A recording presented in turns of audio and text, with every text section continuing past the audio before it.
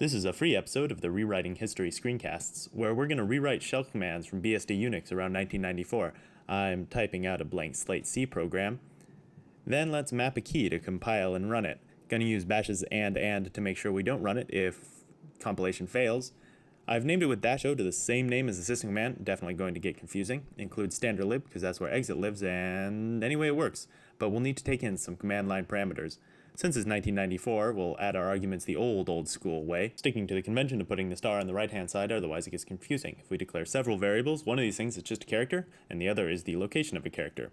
Also, what is this anyway? It's how command line arguments are stored in memory. In C, all we have is a long line to put things in, so argument strings are stored by a list of look here, look there, and that's where we can find each string. So what does cat do?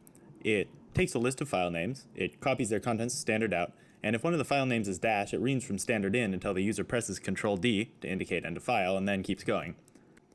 We'll use gitopt to separate the option flags from the file names, and I forget which flags cat has, so let's look that up. Okay, there are too many. Let's not do flags. The first arg is the name of the program, which is cat, so we'll increment argv to skip that. Then we'll go through each of the command line args by looping until a 0 comes up, which means we're done. Quickly save, and in here, instead of just incrementing argv, we'll need to actually do the thing. Open files are indicated by their file descriptor, which is usually abbreviated FD, and to get the system commands we need for files, we'll include the file control library. One at a time, we'll open up the files, in read-only mode of course. And if there's an error, it'll be indicated by a negative number, so we'll just print the file name as an error and exit if that's the case. Oh, and I'll grab the error library so I can use that. Now the case if one of the file names is dash. String compare returns 0 if two strings match, so we'll check for that, and if that's the case, we'll need to get the file descriptor for standard in. That's usually just the number 0, but I guess it doesn't hurt to check. Oh yeah, and standard in is defined by the standard IO library. String compare is likewise defined in the string library, which I also forgotten to include. Gonna run this to see if it's okay, and get greeted by a seg fault. What's up with that?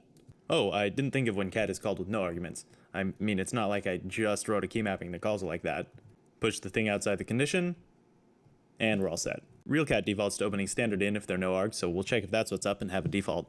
We've taken a list of file names, we've dealt with dash, and we're not worrying about any flags, so we can cross those off the list. Now we just have to do the thing. So I'll define a new function, just call it cat, that takes the file descriptor it's reading from.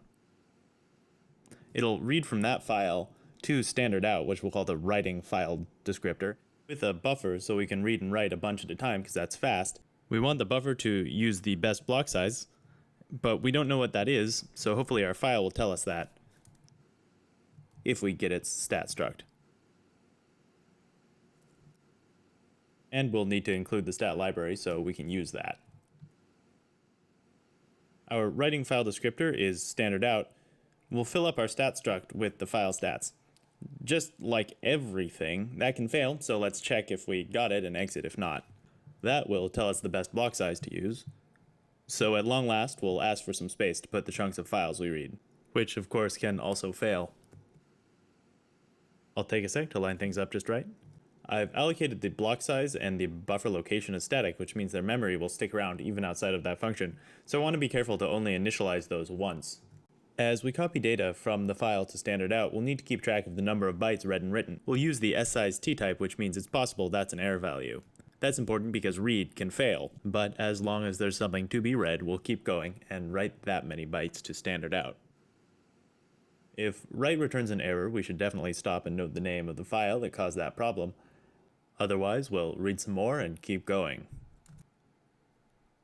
The tricky thing about the write system call is that it might not write everything we've asked it to, in which case we'll keep trying by starting at the point it stopped, which I've called the offset, and we'll do that until we've written the same number of bytes we originally read.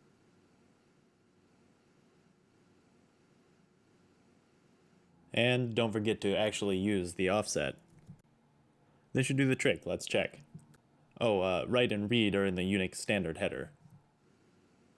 Now we can run it and type into standard in, and cat will put what we say right back to standard out. I also want to check a real long file to make sure I didn't mess up any of the buffering, and it looks okay, I think. I'll delete the comments, and then it occurred to me to check against the actual cat program. which resulted in this wonderful command, which I'm really glad is the thing I can really type into a computer. That looks good. There's no difference between my cat and real cat. Also, using dash works. So I'll crack open the bin/cat code that exists in BSD 4.4, and despite a few style differences, it's pretty similar to what I wrote, though you don't every day see the register keyword, which asks the compiler to put a variable in a CPU register and not in stack memory. Just, no matter what, please don't forget to close your file handles.